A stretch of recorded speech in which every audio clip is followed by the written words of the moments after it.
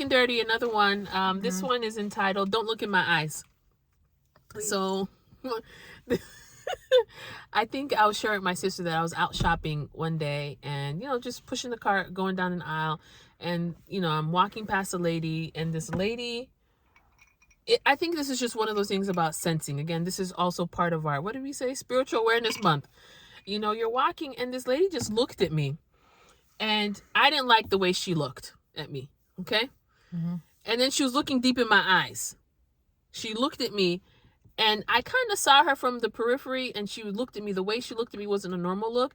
And so I looked away, and I kept walking. And then I made sure I noted where she was. And basically, I finished my situation quick, and I left. I only bring this up to say, because I remember I think I came home and I was telling my sister, I'm like, why was this lady all up in my eyes? But we don't know sometimes. And again, this is just my theory. I don't know this for fact. But I think when you're dealing with people who are in the occult, like sometimes I think they sense, you're able to read. Let me just say this, because the same way I picked up on her, I think she picked up on me. I think she's a witch, and somehow she picked up on me not being a witch, and there was an issue. There was a little, and she was really staring at me. And in my mind, I'm like, why are you staring into my eyes? Who are you? I don't know who you are. And then, so I just want to bring that to your awareness. Be aware of your surroundings. If you're around people and you just pick up on a weird energy, be aware of that. Pray about it. Pray for your protection. I probably immediately I started to say, move. I started to say, no weapon formed against me shall prosper. And any tongue that rises itself against me in judgment, I condemn. Because I don't know, at that moment, she could be probably trying to throw arrows at me spiritually. And I also think that because Satan is someone who steals from people, steals from one person because he can't create. So in order for him to bless somebody, gives something to someone, he has to take from someone else. And so it is possible that she's seeing you and she's like, oh, I'm sensing da da da da da. How can I get that? How can, to steal, kill, and destroy? How can I steal this so that I can now use that particular power and either use it for myself or someone else? I think that it's the beginning of a heist. Heist? Yeah, I think so. Well, and so I just think it's one of those things just to be aware of these things. I think sometimes, again, we're in churches that are not equipping us for this. You have feelings, you have inclinations, you have just something just throws you off. You want to call it your, and I think in a worldly way, we call it our gut. How do we say it? It's our intuition. Intuition. Do you know what I'm saying? So for you to tap into that and recognize that so-called intuition is spiritual. Now, regardless of where you lean towards, it's either going to be a demonic intuition or it's going to be a godly, most high intuition. So for me, I feel like you should lean into it. It's something it's a muscle that has to be practiced, and just trust yourself. If something is off, it feels off, you're around people that are just something is off, trust it. I like that you're saying that. Remove yourself from these situations. Some of these things are remove yourself. There's no reason for you to be around it. And it's not from a place of fear. It's just that there should be no fellowship between light and darkness. Like, what am I going to hang around you witches for?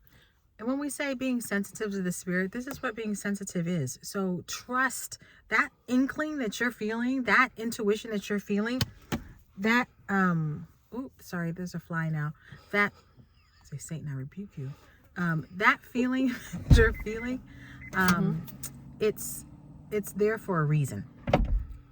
So definitely lean in, trust yourself, and don't feel like, oh, well, these people are so such and such. Let me don't tamper it down.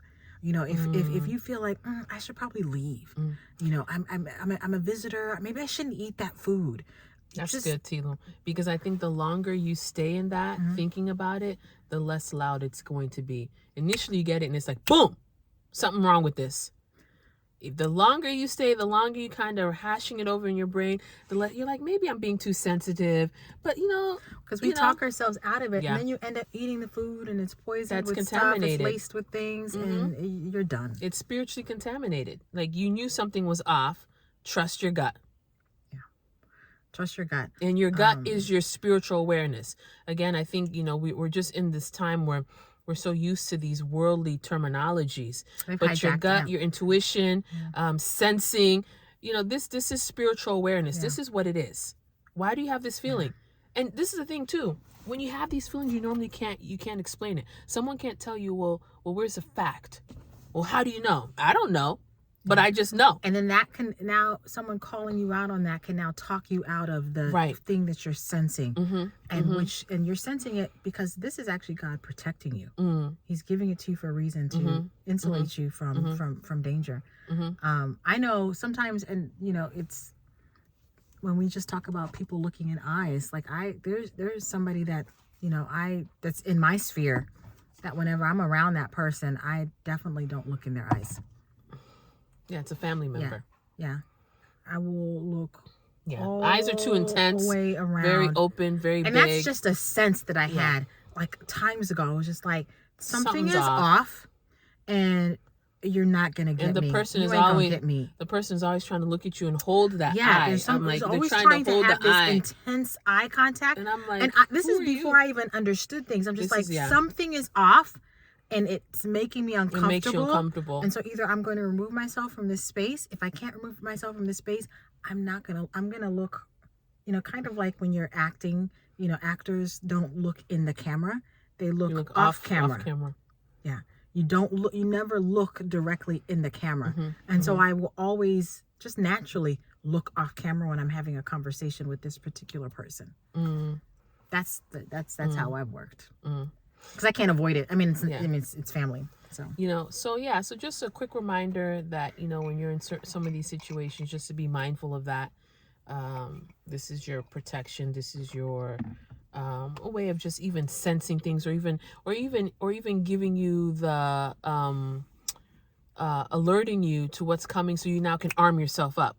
Sometimes you might be you're not really have on your spiritual hat, because we're human at the end of the day. So maybe when you have that, then you start, wait a minute, let me start to pray, let me pray in the spirit, let me now it activates something. So now you're ready. Now you done taking out that sword, you done have on your helmet, helmets of it, you ready. You're like, wait a minute, I'm in a battleground right now. Like it comes back to your remembrance, and you can be prepared for those things. Lastly, I just also want to say is that, also just be careful in this, not to just be, I know we're saying to trust it, but then also sometimes you also have to ask yourself during certain things. And I've had to ask myself this too. Is this a spirit of fear, or is this not? Sometimes you do have to ask yourself and just pray about it and say, Father, let this not be from a place of fear. Because remember, the word says that we have not been given a spirit of fear, but one of what? Of power. Love and a sound mind. So it's power. Power is the next thing that he hits us with. Boom. Amen. We've got power. So just remember, it should be coming from a place of power. Not, I'm fearful. Do you know what I'm saying? The reason why when I was in that aisle that I wanted to leave is because I'm like, again, there should be no fellowship between light and darkness. I'm not going to be the person who's going to say, I'm going to go into the witch's coven, and because I have the power of the Most High, I'm going to be able to take down everybody. No. Has the Most High sent me there on assignment? Thank you. I have no business there. Gideon went in and destroyed the altar of Baal because he was given the instructions to do that. And because he was given the instructions to do that, he was also given a special might and ability to do that in that moment. Don't go out there now going and saying, I'm going to go and I'm going to jump into fire. I'm going to do all these. Sometimes y'all be doing some weird stuff. Has the Most High commanded you to do that? And this is now also where a spirit of wisdom comes into play. Because I was just literally thinking about a situation where, I felt like I was in the presence of somebody who was, practicing for witchcraft, on working for the other side, and just feeling this energy. It doesn't mean I ended up removing myself from that space, but me removing myself from the space was not it. As you were like, this was not my fight. Yeah, this was not like I didn't feel like God had called me to be combative in this particular moment, had not caused me to, like, I did not have a calling and for this space. And it wasn't even a particular environment that I needed to be in. You know, it was like, well, why am I here anyways? Like, I have no real purpose for being here at this moment. And I have now encountered somebody who I believe is a witch. Why am I still sitting here? Why? Why can I not just get up and leave this particular space? Which is what I did. Like, you know, and I felt like that was actually what was going to keep me safe in the moment, especially since I didn't feel as if God had a particular purpose for me being there at that moment. I'm not going to fight you for no reason. Now, if you come for me, okay, that's different. But I'm not going to fight you just, like, no. I'm not putting myself there if God has not said go. No, the word says that the battle's not yours. It's the Lord's, right? It's Yahweh's. So, so at the end of the day, unless you've been given direct, you know, I would say stand down. Stand down. If you come for me, trust. Now that's different. Yeah, that's different. Because I have passed by. I was telling my sister of this time we were in Zambia, and I had passed. I was walking either to or from you mean a coffee. Zambia. I was in Zambia, and like we were walking, or I was like walking to like this coffee shop, and like I passed this woman on the side of the street, and she was You can talk normal now. Okay, she was lighting like a fire. She was lighting, like, just somebody who was either selling something on the street, like either like roasting maize or something like that. And the way she looked at me, the way she looked at me, a look. I was like, oh, okay. I felt she was a witch. I felt that this was about to be a heist, and she wanted to steal from me. Yeah. So the rest of my walk was a prayer. It was a prayer walk. Don't come for me. The walk turned into a prayer walk. Don't aggressive prayer walk. Fire. No, it turned into aggressive prayer walk because guess what? I didn't do anything to you. I saw you. You're doing your witchcraft stuff. I did not attack you. I kept on my business. But if you stop and you think you're gonna steal from me as I'm walking past you, trust and believe I'm coming for you. Yeah, comment down below if you want us to do another video about feeling the attack, because I think we can try and explain it as much as we can, but sometimes again this is feels, this is reading. You can't. I'm walking past. You can't try to steal as a no lady. Well, it's the same thing about walking down the aisle and just getting a read that something is off with this person and they're coming at you with intensity. It's really difficult to describe it. So it's more likely not something you've experienced before, and you can be like, I know what that is. That's happened to me. So yeah, if you want us to talk more about it, let us know in the comment section. But that's it. We just wanted to call it Don't Look at My Eyes. Don't look at my eyes. Don't look at my eyes. If you look at my eyes, we got a problem. Because I'm now thinking stuff. I'm like, why are you looking at me? Yeah. What's going on? And you'll know what we're talking about. This is not just a normal look. Yeah.